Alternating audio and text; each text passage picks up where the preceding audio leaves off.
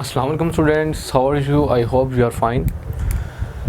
Next जो हम जैसा कि अपना चैप्टर नंबर 6 जो है एमडीकैट बायोलॉजी का, उसमें जो हमारा चैप्टर 6 है बायो एनर्जेटिक्स, उसको जो स्टडी कर रहे हैं हम, तो उसमें जो टॉपिक ई हमारा है, तो उसमें उसके डिफरेंट, क्योंकि हमने उसको डिस्कस करना है सेलुलर रिस्पायरेशन के लिहाज से, उसके आगे यानी कि स्टेप्स क्या हैं, सेलुलर रिस्पायरेशन में क्या क्या स्टेप्स इन्वॉल्व हैं, उसको हम डिस्कस कर रहे हैं। तो उसमें सबसे पहले अगर हम देखें तो इसमें बहुत से लाइक स्टेप्स आ जाते हैं, जैसे कि एरोबिक रिस्पायरेशन है, एनारोबिक रिस्पायरेशन है, उसके अलावा ग्लाइकोलिसिस है, कर्व साइकिल है, इलेक्ट्रॉन ट्रांसपोर्ट चेन है, ठीक है। तो इसमें हम सबको जो है वो डिस्कस करेंगे। तो इसमें सबसे पहले अगर हम देखें तो हमारा जो मेन स्टेप है वो है अबाउट ग्लाइकोलिसिस के। अब इस लेक्चर में जो है हम ग्लाइकोलिसिस को डिस्कस करेंगे कि ग्लाइकोलिसिस क्या है और इसके फेजेस क्या हैं और कितने स्टेप्स में ये इन्वॉल्व है। तो इसमें हम कुछ इंपॉर्टेंट पॉइंट्स इसके देखेंगे जो एमडीकैट पॉइंट ऑफ व्यू से बहुत इंपॉर्टेंट हैं। क्लियर? तो हम चलेंगे इस टॉपिक पे, ग्लाइकोलिसिस पे। तो सबसे पहले तो हमें इसके ये जो मीनिंग है उसे समझना होगा। लाइक अगर आप देखें ग्लाइकोलिसिस, तो it is composed of two words. The first one is the glycose. First word जो है वो क्या है? ग्लाइकोस, ठीक है। और सेकंड वर्ड है यहाँ पर लाइसिस, ठीक है। ग्लाइकोस का वर्ड जो है वो रेफर करता है ग्लूकोज को, और जो लाइसिस है इट मीन्स डीजेनरेशन, ठीक है, डीजेनरेशन, ठीक है। तो ग्लाइकोलिसिस का मतलब क्या हो गया? डीजेनरेशन ऑफ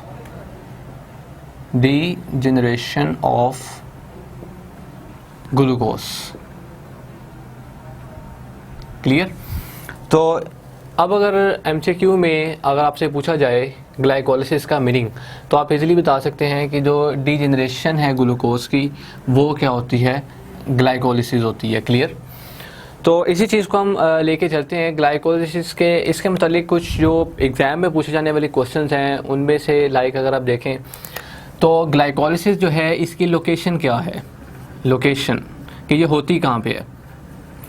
लोकेशन इसकी है साइटोसोल।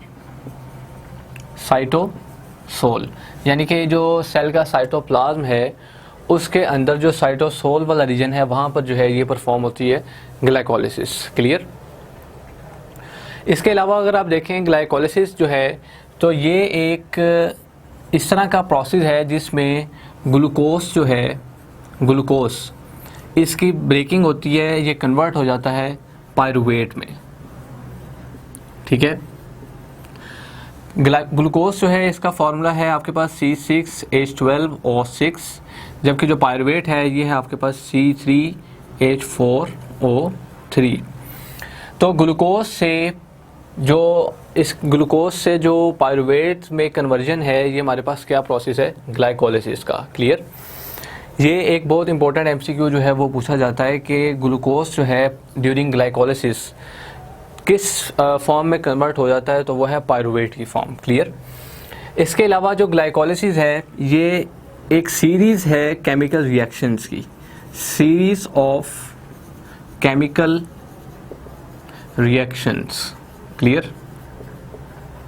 केमिकल रिएक्शंस की ये सीरीज़ है, जो एक ऐसे रिएक्शंस हैं जो परफॉर्म करते हैं इंजाइम्स। ये सारे रिएक्शन जो है ये किसके ज़रिए परफॉर्म होते हैं? इंजाइम्स के ज़रिए। और रिएक्शन जो है वो इनिशिएट होता है ग्लूकोज से, और जो फाइनल प्रोडक्ट बनती है इस रिएक्शन में वो क्या है? पायरूवेट। यानी कि ग्लाइकोलिसिस की जो फाइनल प्रोडक्ट है वो क्या है आपके पास? पायरूवेट। क्लियर? Final product. तो ये वो पॉइंट्स मैं आपको बता रहा हूँ जो एमडीकैट पॉइंट ऑफ व्यू से बहुत इंपॉर्टेंट हैं, जो पूछे जाते हैं।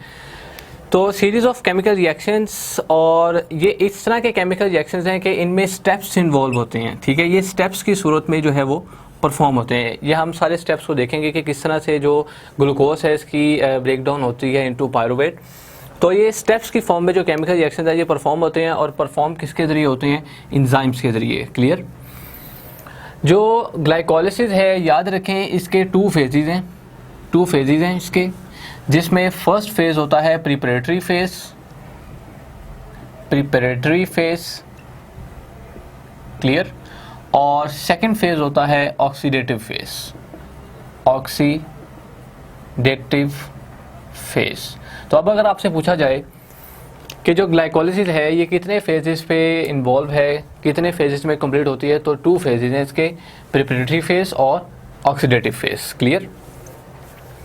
तो ये कुछ स्टार्ट की इम्पॉर्टेंट पॉइंट्स हैं स्टार्ट के, जिनको याद रखना जो है वो बहुत ज़रूरी है इसको ग्लाइकोलिसिस को स्टार्ट करने से पहले। तो अब जो है वो हम स्टार्ट करेंगे कि ग्लूकोज जो है ये किस तरह से इसकी कन्वर्जन होती है पायरूवेट में, और जो केमिकल रिएक्शन इसमें इन्वॉल्व हैं इन स्टेप्स के फॉर्म में, और जो डिफरेंट एंजाइम्स उस पर एक्ट करते हैं और कन्वर्ट करते हैं डिफरेंट प्रोडक्ट्स को, तो उसको हम जो है वो अब डिस्कस करेंगे।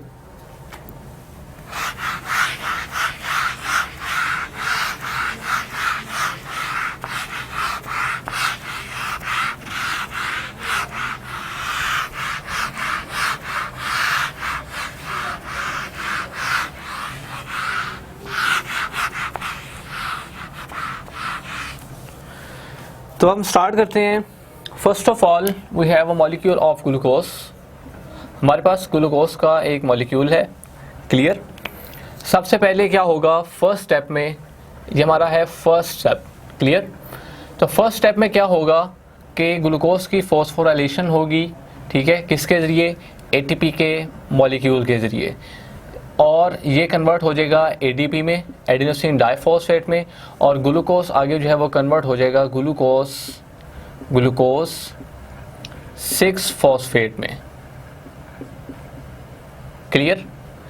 देन फर्दर अब जो ग्लूकोज है ये कन्वर्ट हो गया ग्लूकोज 6 फॉस्फेट में, किसके ज़रिए, एक एंजाइम के ज़रिए, और वो एंजाइम कौन सा है, हेक्सोकाइनेज, क्लियर।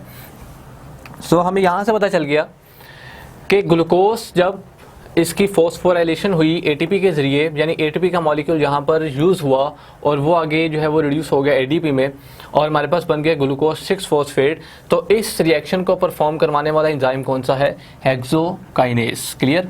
तो हेक्सोकाइनेज ने क्या किया कि ग्लूकोज को ग्लूकोज 6 फॉस्फेट में कन्वर्ट कर दिया, क्लियर।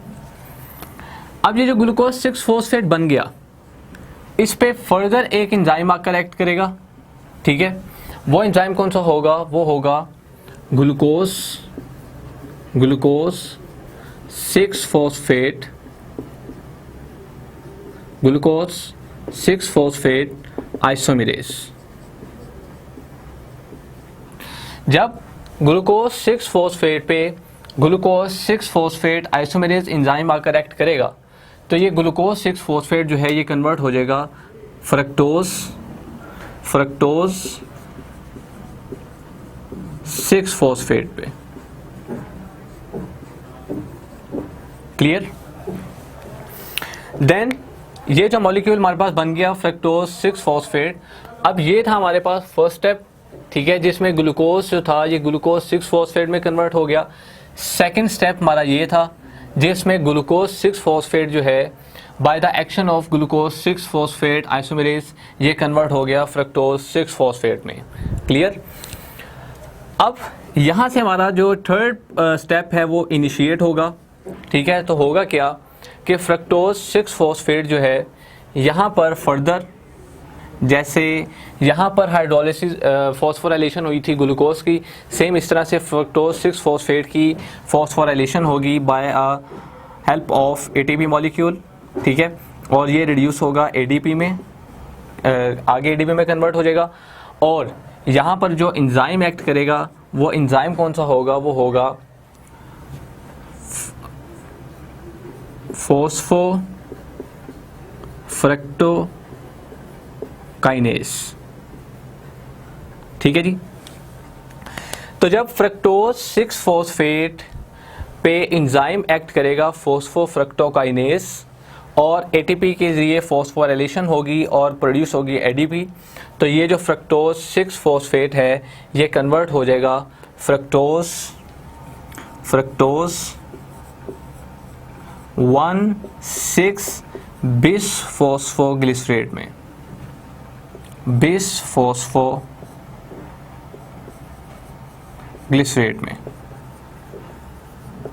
ठीक है जी।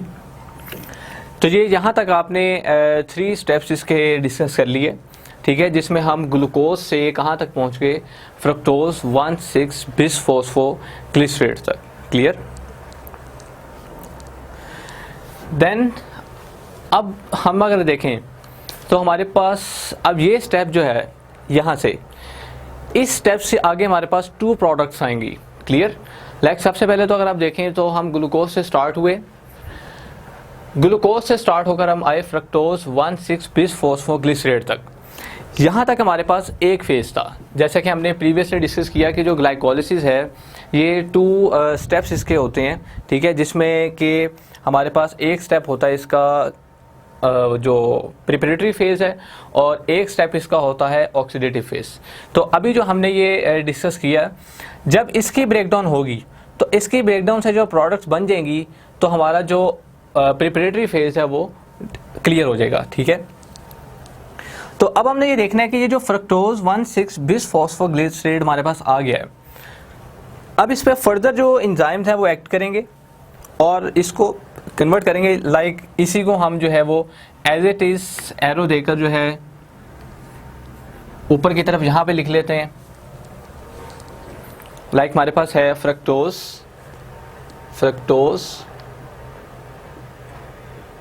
1,6-बिसफॉस्फोग्लिसरेट,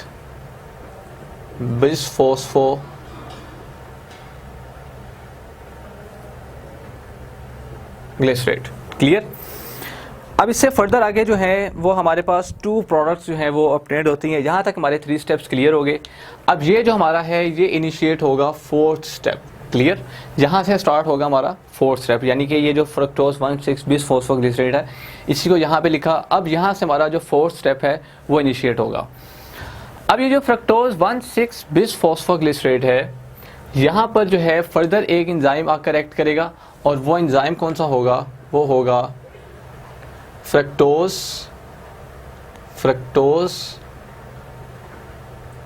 bisphosphate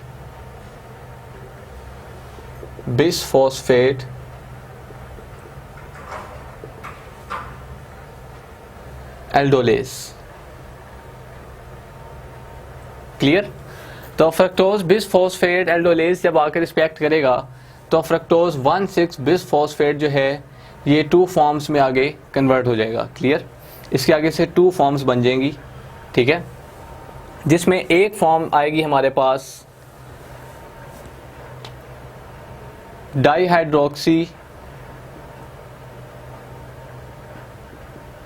dihydroxy acetone phosphate. Clear. और दूसरी फॉर्म हमारे पास आएगी ग्लाइसरएल्डिहाइड 3-फॉस्फेट। क्लियर। और ये जो है ये रिवर्सिबल साइन के साथ शो किया जाता है क्योंकि दोनों प्रोडक्ट से आगे रिएक्शन जो है वो इनिशिएट हो सकता है। ठीक है जी। तो यहाँ तक जो यहाँ से लेकर यहाँ तक का जो फेज़ हमने डिस्कस किया, ये फेज़ हमारा था प्रिपरेटरी फेज़। क्लियर। यानी कि जिसमें ग्लाइकोलिसिस के दौरान ग्लूकोज से आगे हमारे पास ये 2 प्रोडक्ट्स आ गई, डीहाइड्रोक्सी एसीटोन फॉस्फेट और ग्लाइसरएल्डिहाइड 3-फॉस्फेट।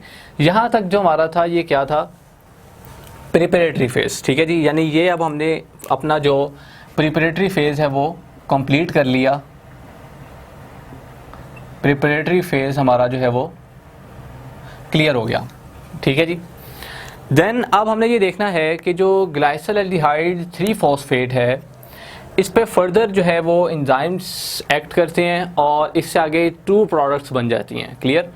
लाइक अब यहाँ पे अगर आप बात करें तो यहाँ पर जो है आकर एक एंजाइम एक्ट करता है जिस एंजाइम को हम कहते हैं ग्लाइसरएल्डिहाइड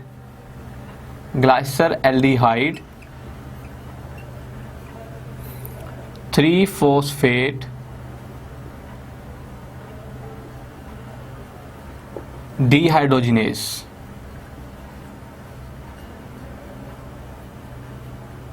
ठीक है जी। ये एंजाइम का नाम है। ये कहाँ एक्ट करता है, इस ग्लाइसरल्डिहाइड 3 फॉस्फेट पे। क्लियर? तो जब ये glyceraldehyde 3 phosphate dehydrogenase glyceraldehyde 3 phosphate पे एक्ट करेगा और साथ में अगर आप देखें तो एक तरफ जो है इससे आगे 2 प्रोडक्ट्स बनेगी, ठीक है। एक तरफ जो है फॉस्फेट ऐड होगा और दूसरी तरफ भी जो है वो फॉस्फेट ऐड होगा। क्लियर? यहाँ पर एक NAD+ का मॉलिक्यूल जो है वो आएगा, एक्ट करेगा और रिड्यूस हो जाएगा NADH में और साथ में एक बनेगा हाइड्रोजन आयन। और सेम इस तरह से यहाँ पर एक NAD+ का मॉलिक्यूल जो है वो एक्ट करेगा और रिड्यूस हो जाएगा NADH में, ठीक है, और साथ बनेगा एक हाइड्रोजन का आयन। ठीक है जी, ओके। तो जैसा कि अब हमने ये देखा कि यहाँ तक हमारा जो था ये था हमारा प्रिपरेटरी फेज़। अब नेक्स्ट हमारा जो है वो स्टार्ट हो गया हमारे पास उसका जो ऑक्सीडेटिव फेज़ है। तो अब हम जो है वो डिस्कस कर रहे हैं ऑक्सीडेटिव फेज़। ठीक है जी। तो यहाँ पर ग्लाइसरल्डिहाइड 3 फॉस्फेट पे आकर एंजाइम एक्ट किया, कौन सा? ग्लाइसरल्डिहाइड 3 फॉस्फेट डिहाइड्रोजिनेज, और साथ में क्या हुआ कि NAD जो है वो रिड्यूस हुआ NADH में, साथ एक फॉस्फेट का मॉलिक्यूल ऐड हुआ यहाँ पर, और सेम यही रिएक्शन यहाँ पर हुआ। और यहाँ से आगे, इससे आगे हमारे पास 2 प्रोडक्ट्स आ गई। वो प्रोडक्ट्स क्या आ गई? जिसमें हमारे पास एक आ गया 1,3 बिसफॉस्फोग्लिसरेट, बिसफॉस्फोग्लिसरेट, और सेम एज इट इज़ यहाँ पर भी हमारे पास कौन सी प्रोडक्ट आ गई? 1,3 बिसफॉस्फोग्लिसरेट। ठीक है जी। तो अब हमारे पास ये 2 प्रोडक्ट्स आ गई। क्लियर? अब सेम एज इट इज़ यहाँ पर जो है, यहाँ पर अब क्या होगा कि इसमें ATP जो है वो प्रोड्यूस होगी। यहाँ पर आकर जो है ADP एक्ट करेगा और यहाँ पर प्रोड्यूस होगी ATP, adenosine triphosphate. Clear? Like इसको हम यहाँ से इस तरह से ऐसे शो कर देते हैं। ठीक है जी। और सेम रिएक्शन यहाँ पर होगा कि ADP का मॉलिक्यूल जो है वो आकर एक्ट करेगा और कन्वर्ट हो जाएगा ATP में, यहाँ से ATP जो है वो प्रोड्यूस होगी। क्लियर? और यहाँ पर इन दोनों रिएक्शंस में जो एक्ट करने वाले एंजाइम्स हैं वो है हमारे पास फॉस्फोग्लिसरेट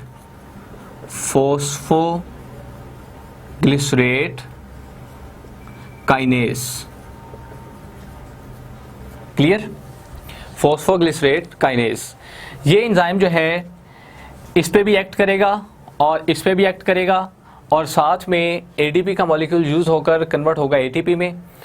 और जब ये रिएक्शन यहाँ तक होगा तो 1,3 बिसफॉस्फोग्लिसरेट जो है ये कन्वर्ट हो जाएगा 3 फॉस्फोग्लिसरेट में, 3 फॉस्फोग्लिसरेट में। क्लियर? और सेम एज इट इज़ जो वो भी 1,3 बिसफॉस्फोग्लिसरेट है वो कन्वर्ट हो जाएगा 3 फॉस्फोग्लिसरेट में। क्लियर? अब हमारे पास जो है वो ये आ गई हमारे पास सब्सटेंसेस जिसमें 3 फॉस्फोग्लिसरेट आ गया और यहाँ पर भी 3 फॉस्फोग्लिसरेट आ गया। अब जो ये हमारे पास आया 3 फॉस्फोग्लिसरेट, अब यहाँ से हम आगे जो है रिएक्शन इनिशिएट करते हैं। तो यहाँ पर आप काइंडली देख लें कि यहाँ तक जो था आपका ये 4th स्टेप जो था कंटिन्यू था और ये 5th स्टेप भी आपका यहाँ पे आ गया। क्लियर? और साथ में ये रिएक्शन आपका जो ये स्टेप था ये 6th स्टेप इनिशिएट हुआ था, देन ये आपका 7th स्टेप था। ठीक है जी।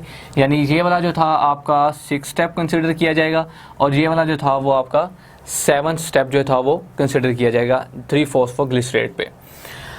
अब जो 3 फॉस्फोग्लिसरेट है जो हमारे पास प्रोडक्ट बन गई है, अब इस पे फर्दर एंजाइम एक्ट करेगा और एंजाइमेटिक रिएक्शन से इसकी ब्रेकडाउन होगी। क्लियर? तो आई होप कि आपको ये जो है वो क्लियर हो गया होगा। ठीक है, जिसमें ये जहाँ तक हमारा ऑक्सीडेटिव फेस ये आपको जो है वो कम्प्लीटली क्लियर हो गया होगा। हम जो है अब इसको थोड़ा सा ऊपर से इरेज कर जो 3 फॉस्फोग्लिसरेट है उसको यहाँ से हम फर्दर आगे कंटिन्यू कर लेते हैं।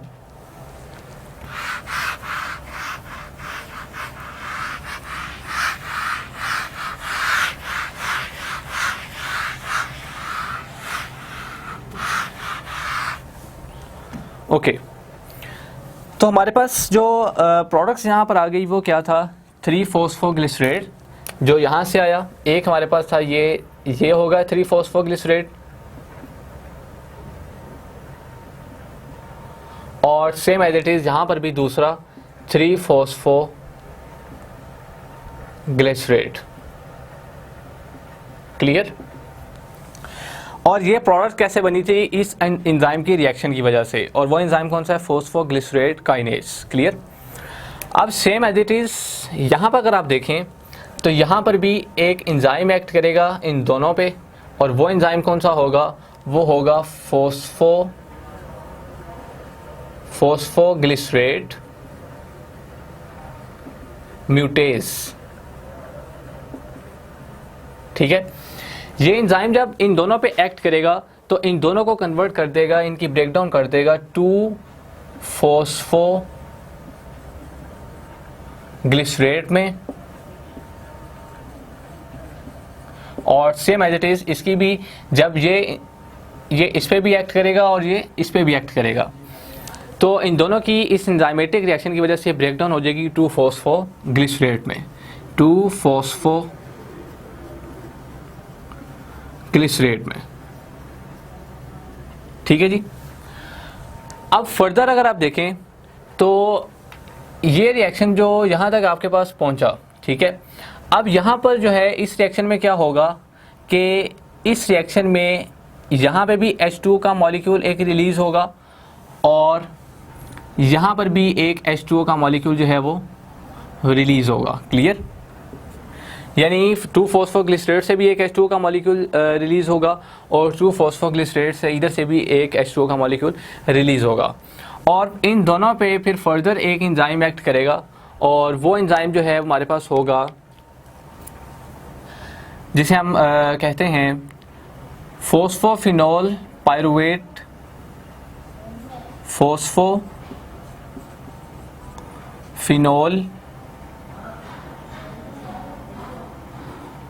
या आप इसे इनोलेज भी कह सकते हैं, इनोलेज। क्लियर। ये भी एंजाइम है, इसको आप इनोलेज भी कह सकते हैं, इनोलेज एंजाइम। ये इनोलेज एंजाइम जो है यहाँ पर भी एक्ट करेगा, यहाँ पर भी एक्ट करेगा, और होगा क्या कि 2-फॉस्फोग्लिसरेट जो है जब ये बनेगा तो H2O की यहाँ से H2O भी प्रोड्यूस होगा, और सेम ऐसे ही यहाँ पे H2O भी प्रोड्यूस होगा। तो जब ये इनोलेज एंजाइम इन दोनों पे एक्ट करेगा तो इन दोनों को कन्वर्ट कर देगा फॉस्फोफिनोल पायरुवेट में, फॉस्फोफिनोल पायरुवेट में। Clear. Same as it is ये भी कन्वर्ट हो जाएगा फॉस्फोफिनोल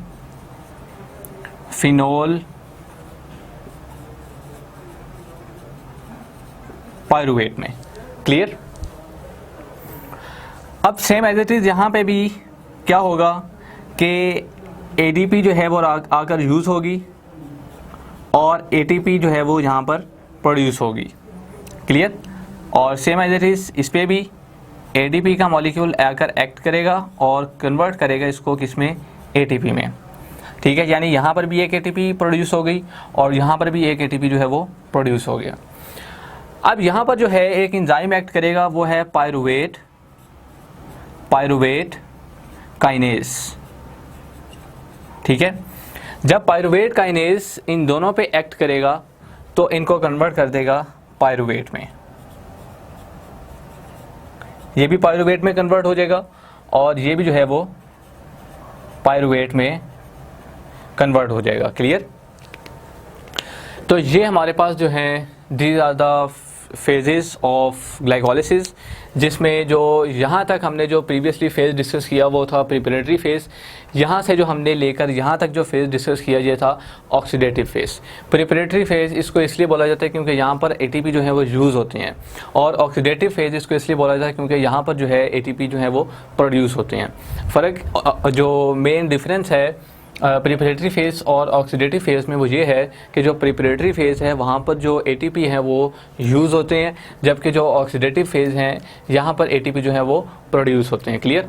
तो ये हमने जो है वो एक कंप्लीट जो रिएक्शन था जो कि ग्लाइकोलिसिस में ग्लूकोज से हम स्टार्ट हुए, इनिशिएट हुए ग्लूकोज से, और फाइनल प्रोडक्ट हमारे पास क्या मिली हमें, पायरूवेट। क्लियर। तो अब हमने इस रिएक्शन में से कुछ इंपॉर्टेंट पॉइंट्स जो हैं उनको देखना है, वो मैं आपको बताता हूँ। ये आपने हर हाल में याद रखने हैं एमडीकैट पॉइंट ऑफ व्यू से। क्लियर। और वो मेन पॉइंट्स क्या हैं, ठीक है।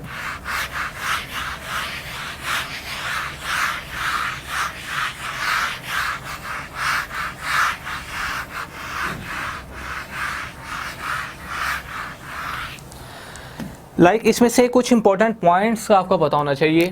वो पॉइंट्स क्या हैं, जैसे कि आपको सबसे पहले तो ये पता होना चाहिए कि जो स्टेप्स हैं इस रिएक्शन के वो कितने हैं। तो इसके 10 स्टेप्स हैं जिन स्टेप्स में ये रिएक्शन कंप्लीट होता है। क्लियर। इसके अलावा अगर आप देखें तो इसमें से जो इंपॉर्टेंट पॉइंट्स हैं उनको हम डिस्कस कर रहे हैं। जैसे कि आपको मैंने बताया कि इसके जो स्टेप्स हैं वो 10 हैं। क्लियर। और इसके अलावा अगर आप देखें तो इसमें हमें ये पता होना चाहिए कि कितने एटीपी प्रोड्यूस हो रहे हैं, कितने NADH के मॉलिक्यूल जो हैं वो प्रोड्यूस हो रहे हैं। याद रखें कि ये जो कन्फ्यूजन अक्सर रहती है स्टूडेंट्स की, वो ये है कि ये व्हाट इज़ NAD। तो ये मैंने अपने प्रीवियस लेक्चर्स में भी इसको डिस्कस किया है कि NAD जो है ये है निकोटीन अमाइड एडेनिन डाइन्यूक्लियोटाइड। ठीक है, यानी nicotine amide adenine dinucleotide a very important coenzyme when reduced to form NADH। NADH को हम कहते हैं reduced nicotine amide adenine dinucleotide. ठीक है जी। तो यहाँ पर अगर आप NAD देखें तो ये है निकोटीन अमाइड एडेनिन डाइन्यूक्लियोटाइड, और यहाँ से बन गया NADH। मतलब ये है कि ये रिड्यूस हो गया into reduced nicotine amide adenine dinucleotide. Clear. तो इसमें से अब हमने जो इंपॉर्टेंट पॉइंट्स हैं उनको डिस्कस कर रहे हैं।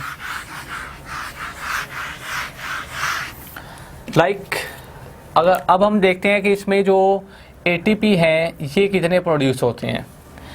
याद रखें कि टोटल ATP की जो अमाउंट प्रोड्यूस होती है वो होती है 4। अब इसमें 4 जो हैं इनकी डिवीजन हो जाती है। वो किस तरह से, 2 जो होते हैं वो कंज्यूम हो जाते हैं ड्यूरिंग रिएक्शन, और जो 2 ATP हैं वो हमें मिलते हैं एज ए नेट प्रॉफिट के तौर पर। क्लियर। इसके अलावा अब हम देखें तो जो NADH है, reduced nicotine amide adenine dinucleotide, इसकी अमाउंट कितनी मिलती है हमें, तो इसके 2 मॉलिक्यूल्स हमारे पास आते हैं। और इसके अलावा अगर आप देखें तो जो इम्पोर्टेंट पॉइंट्स हैं इस रिएक्शन के वो ये हैं कि हमारे पास पायरूवेट के कितने मॉलिक्यूल्स बनते हैं, तो पायरूवेट के मॉलिक्यूल्स बनते हैं 2। क्लियर। और इसी के साथ साथ हमारे पास जो वाटर है उसके कितने मॉलिक्यूल्स आएंगे, वो आते हैं हमारे पास 2। ठीक है। सेम इसी तरह से हमारे पास इस रिएक्शन में कितने एंजाइम्स इन्वॉल्व हैं, तो मोस्टली हमारे पास 9 एंजाइम जो है वो, हमने जो रिएक्शन डिस्कस किया इसमें 9 एंजाइम्स हैं वो इन्वॉल्व हैं। क्लियर।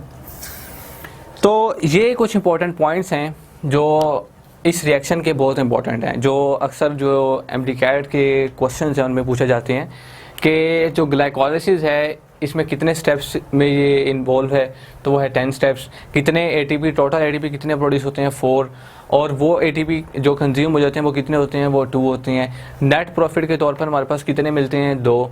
ठीक है। NADH की अमाउंट कितनी है, 2। पायरूवेट कितने मिलते हैं, 2। वाटर के मॉलिक्यूल्स कितने प्रोड्यूस होते हैं, 2। और एंजाइम्स इस रिएक्शन में कितने इन्वॉल्व हैं, 9 एंजाइम्स इस रिएक्शन में जो है वो इन्वॉल्व होते हैं। क्लियर। तो ये हमारे पास था टोटल जो ग्लाइकोलिसिस के स्टेप्स थे, जिसमें हमने 2 इसके फेजेस डिस्कस किए, जिसमें first phase preparatory phase and the second phase is a oxidative phase. Clear. तो लाइक अगर आप अपनी ये बुक को भी फॉलो करें तो जो आपकी बुक है वो भी आपको स्टेप वाइज रिएक्शन जो है वो बता रही है, जिसमें फर्स्ट स्टेप है phosphorylation of glucose by ATP, second step है rearrangement followed by a second ATP phosphorylation, third step भी आपका यही है, और फोर्थ और फिफ्थ स्टेप आपका ये है the 6 carbon molecule is split into 2-3 carbon molecule 1 G3P, another DAP that is converted into G3P is another reaction। Clear. तो ये सारे वही रिएक्शंस हैं जो आपको स्टेप वाइज वो बुक आपकी बता रही है। तो 6 में oxidation followed by phosphorylation produces 2 NADH molecules and 2 molecules of PBG, each with 1 high energy phosphate bond। 7th है removal of high energy phosphate bye 2 ADP molecules, यानी अब 2 ADP मॉलिक्यूल्स जो इस रिएक्शन में एक्ट किए, एक जो है यहाँ पर अगर आप देखें और एक ने यहाँ पर एंड पे जो है वो आकर एक्ट किया था, जिसमें 2 ADP के मॉलिक्यूल यूज हुए। क्लियर। साथ में क्या हुआ कि removal of high energy phosphate bye 2 ADP molecules produces 2 ATP molecules and leaves 2-3 PG molecules. Removal of water yields 2 PEP molecules each with a high energy phosphate bond. And the 10th जो आपका step है वो है removal of high energy phosphate bye 2 ADP molecules produces 2 ATP molecules and 2 pyruvate molecules. Clear. यानी कि इसमें जो removal हुई है हाई एनर्जी बॉन्ड की वो हुई है ADP के मॉलिक्यूल्स के ज़रिए, और कितने ADP के मॉलिक्यूल्स के ज़रिए रिमूवल हुई है हाई एनर्जी बॉन्ड की 4 ADP के मॉलिक्यूल्स के ज़रिए। और कितने जनरेट हुए ATP के मॉलिक्यूल 4, जिसमें से 2 जो थे वो नेट प्रॉफिट के तौर पर हमारे पास गेन हो गए, और जो 2 थे वो कंज्यूम हो गए रिएक्शन में। क्लियर। तो बाकी जो मेन पॉइंट्स हैं वो मैंने आपको ये भी बता दिए, और इससे लेक्चर को स्टार्ट करने से पहले भी जो है वो मैंने आपको ग्लाइकोलिसिस के हवाले से कुछ इंपॉर्टेंट पॉइंट्स बता दिए थे। ये जो है आपका कंप्लीट जो ग्लाइकोलिसिस का फेज़ है जिसमें ग्लूकोज की कन्वर्जन होगी पायरुवेट में, ये आपका जो है यहाँ पर कंप्लीट हो गया। Okay, thanks.